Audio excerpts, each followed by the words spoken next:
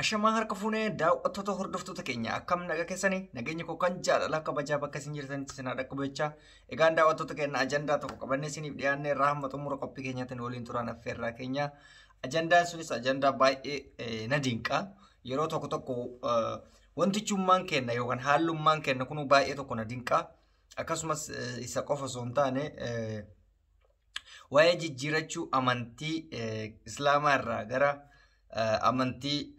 peenxee yookaan immoo amantii biraatti jijjiiruu mirga qabaachuu dhabuu Jaafar irratti dubbannaa isa bichaa miti haala biyyattiin keessa jirtu irraa illee wanta xiqqoo dubbannaa san duratti garuu osoon eegalin mootummaan Ameerikaa Doonaald Tiraamp aangoo isaanii gadhiisu akkasumas immoo mootummaan haaraan Joo Baayiden inni jedhamu injifannoodhaan yookaan immoo filannoodhaan injifatee mootummaa Ameerikaa 46ffaa ta'e muudamee jira waan gaariidha dimokiraasiin biyya Ameerikaa kun baay'ee namatti tola waggaa 4 filannoon biyya Ameerikaa kun waggaa 4 keessatti yoo dandeettee filannoo tarte waggaa 8 bulchitaa 8 ol bulchuun hin jiru akka Itoophiyaa san waggaa 8 ol bulchuun namni si filatu baatus seera Ameerikaa keessatti hin jiru Joo Baayiden bara hojii gaarii jennaan ka afaan keenya kanallee dhaga'uu baatu ajandaan inni bira jara keenya namni tokko amantii jijjiirachuun isin biratti akkamiin fudhatama Jaafar Alii yookaan immoo artistiin Jaafar Alii jedhamu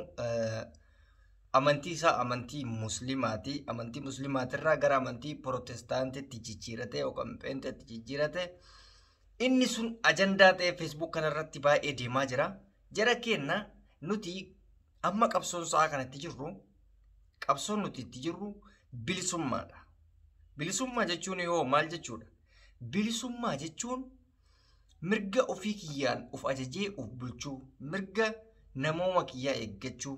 mirga waa hundaa eeggachuudhaaf bilisummaa barbaadaa jirra malee akka isin amma jechaa jirtan kan yoo taate bilisummaa osoo hin taane diktaatarummaa barbaadaa jirtanii jechuudha namni tokko amantii isaa jijjiiruu mirga isaati maaltu isin galche amma Jaafar Alii protestaantii ta'uu maaltu isin galche inni mirga guutuu qaba amantichi ta'eef taanan haala wasaalan maaltu isin dhibe anama isaa kana protestaantii yoo ta'e kiristaana yoo ta'e peenxee waaqeffataa kan muka dhungatu dhagaa dhungatu ta'e namna galchuun jira nafsee koo qofa galcha ana qofa galcha garuu isin maa jijjiirate maa akkana waa'ee amantiin nama biraan tu'e musliimni akkana musliimni akkasii kiristaan akkana peenxeen akkana hin jennu waan itti amanetti dubbate paastarii wajjin waan barbaade haasa'anii dhumate waan isin ilaallatu miti garuu ajandaa godhatanii bilxiginnaan akkana taate bilxiginnaan akkas taate cimliqin ajandama kana bakka waan wayyoo argattan maa jalaan hafne ilaalchi siyaasaa kenna garagara yoo ta'e amantii isaa waan fedhe yoo ta'e mirga hin qabu mirga guutuu qaba amma fakkeenyaaf mee warruma Oromoodhaaf falma warra Oromoodhaaf Oromiyaadhaaf jecha hidhaman laala amantiin isaanii tokko miti Jawaar Muhammad Muslim Baqqalaa Garbaan Kiristaan warroonni biraa kun protestaantii kun waaqeffata namoonni hedduu jechuudha amma fakkeenya hayyee akkas firoo ta'e erga isin Jaafar Aliitii maappee ta'ettanii waccanii iyyitanii Hamzaan Booranaa kiristaana ture Hamzaa Adaanati maqaan isaa Hamzaa yuun ture maqaan isaa kabrat ture muslima ta'e inni homaa nama wachisisne yoo akkas ta'e so kun waan isin hin galchineedha ajandaa isin hin galchine keessa hin galina abbaan amantii ofiitti amane yoo amane mirga isaatti kan boritti gaafatamu isa gaarii yoo ta'e gaarummaan itti fufa badaa ta'e badaatti fufa kanaaf kun ajandaa ta'uu hin qabu waa'ee biyyi keenna nagaa hin qabdu isin immoo waa'ee nama dhuunfaa sooftan biyyattiin haala ammeenya keessa jirti mootummaan hanga tokko baay'isawee wal waraansi Itoophiyaan TPLF waliin gochaa jirtu wal waraansa hamaa haa ta'u iyyuu malee anamma akka dhuunfaa kiyyaatti yaada xiinxala tokko qaba mootummaan biyya bulchu tokko biyya takkeessa mootummaan lama hin jiru kama tokkichi jiru santu mirga namaa kabachiisaa yoo didemootu aangoo irraa bu'a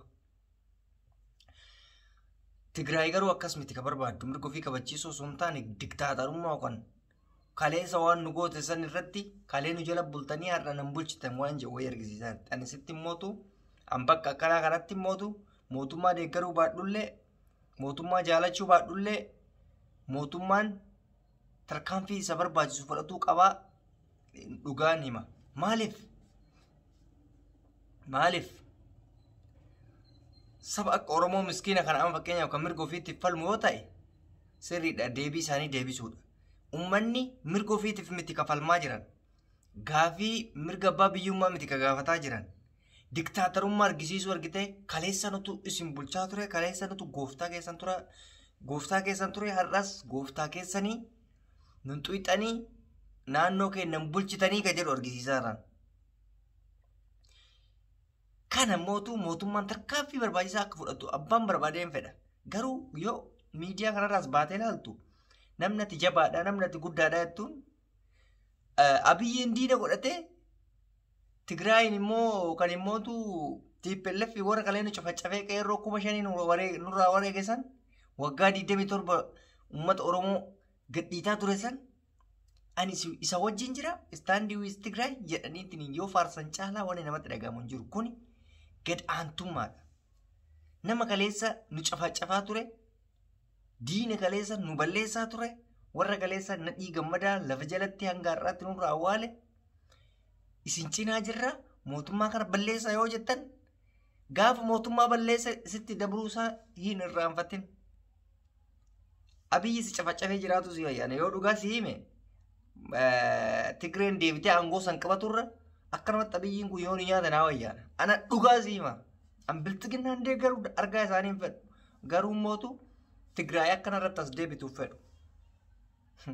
Barummata Tigraayin as deeffachuuf akkatti hamuumatu jira. Akka waan Tigraay Oromoo waa takka gootee hin qabne akka waan Tigraayin tun Oromoo bilisoomsitee wayi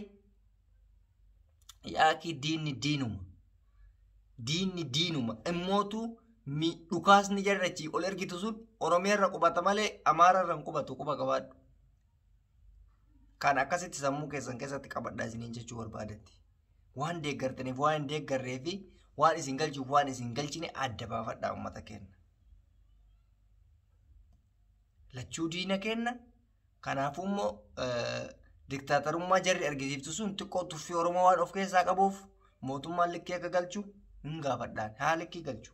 dhabama isii haa godhu. Kanan isiniin jedha eegaan daawwattoota hordoftoota keenya turtiin hojii gootaniif galatooma isiniin jenna. Namoonni chaanaalii keenyaaf immoo haaraa taatan subscribe gochuun maatii keenya ta'a fayyadaa.